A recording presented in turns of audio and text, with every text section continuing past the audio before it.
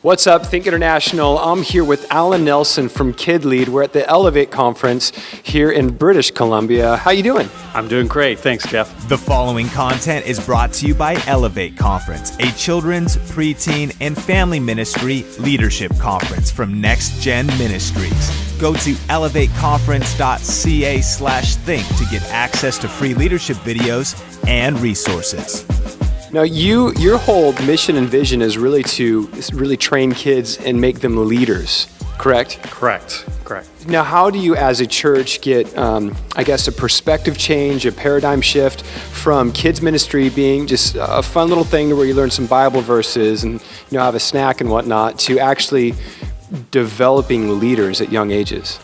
So I think the most important ministry of the church is for children's pastors to identify and develop the kids who have a gifting for influence. And those are the kids who sometimes will be your arch rivals, right, in children's church? Because they'll be getting their peers to do things that you don't want them to do, act up or whatever.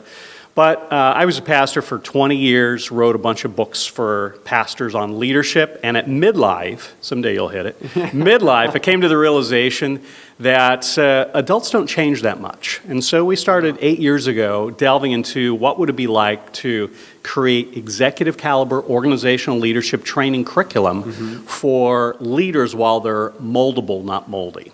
Wow. So that's how we hatched KidLead, but I truly am convinced that between Christian schools and children's pastors, the most important single thing you can do for the kingdom is to identify and develop the leadership skills of these young leaders while they're still pliable, both in their character and also in their skills. So that starts kind of from 10 up. You can identify them as early as 2 or 3, but 10 and up is when you can really shape them.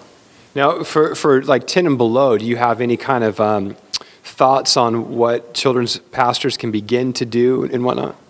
I think if you have a special ministry for the kid leaders, right? And maybe you're not the one to do it, but you might have a CEO or some great business person in your church who they would love to do something that's not kids ministry oriented, but really focused on young leaders. Because I found that older leaders identify with leaders when they're young, 5, 6, 7, 8, 9, 10, because they were that way. And sometimes they get overlooked. So develop a specific ministry that would be for leader development, and then start to develop them as leaders.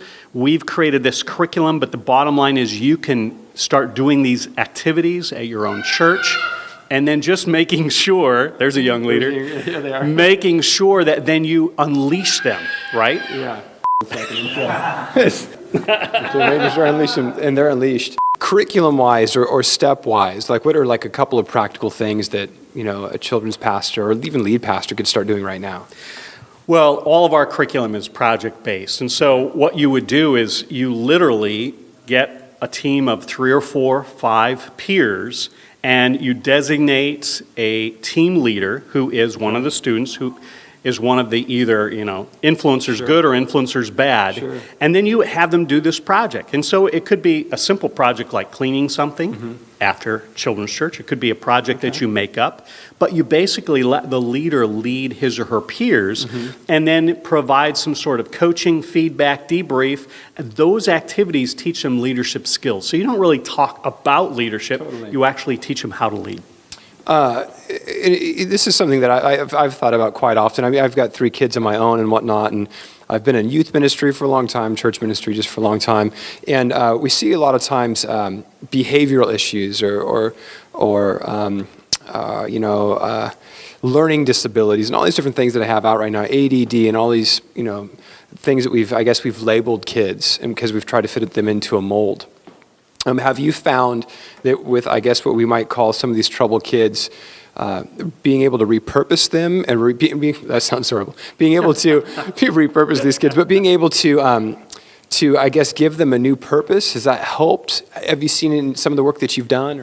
We're not really interested in whether a child is disruptive or not, because you can have an individual that has chemical imbalance or has other emotional issues, social emotional issues. We're interested in that student who has leadership ability, that if they're one who acts out, then you can really zone in on that. And you can create them turn them into an ally instead of an enemy. Far too many teachers, far too many children's pastors sort of label these kids as troublemakers, and we alienate them instead of engaging them. That's good. That's really good.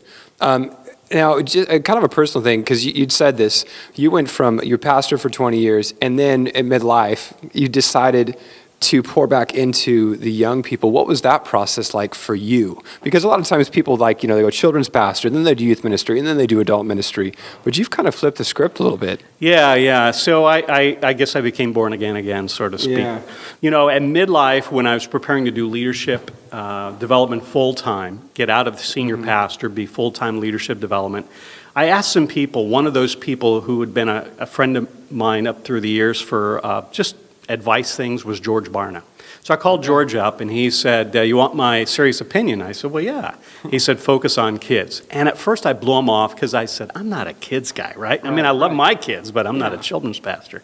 But the longer I thought about it, the more I realized, no, I think that's right. Yeah. So I was very leery about it going into it because nothing like this has ever been done. And of the 700 books of leadership I had in my library, they're all for adults. Yeah. So we started playing around with some training curriculum, and believe it or not, we saw and heard these 10, 11, 12-year-olds articulate things about learning leadership and doing leadership I'd never seen 40, 50-year-olds. Wow. So we knew we were onto something. So one last question then. Do you think that we highly undervalue leadership skills in those 10, 11, 12-year-olds? I'm convinced that the younger you go, the more you have to focus on their wiring and God-giftedness, right? Yeah. But we're talking about 10 to 20%. I'm convinced the 10 to 20% who have this natural God-given wiring, they can learn very sophisticated leadership skills at the age of 10, 11, 12, and then you're really developing them for life. So I believe we grossly underestimate what these kids can do. Now, for our audience out there, how can they get a hold of you and your materials and follow you on Twitter, all that different stuff? Just go to KidLead.com, and that'll be the best way. We have a lot of resources there, some free articles, but you can contact us there. Hey, Alan, thank you so much, man. I appreciate it. Alan Nelson, KidLead, Think International, Elevate Conference. So thanks so much for checking out this video. Check out links in the YouTube description for everything talked about in this video, and subscribe on YouTube for more videos to help you grow your leadership and creativity. We'll talk soon.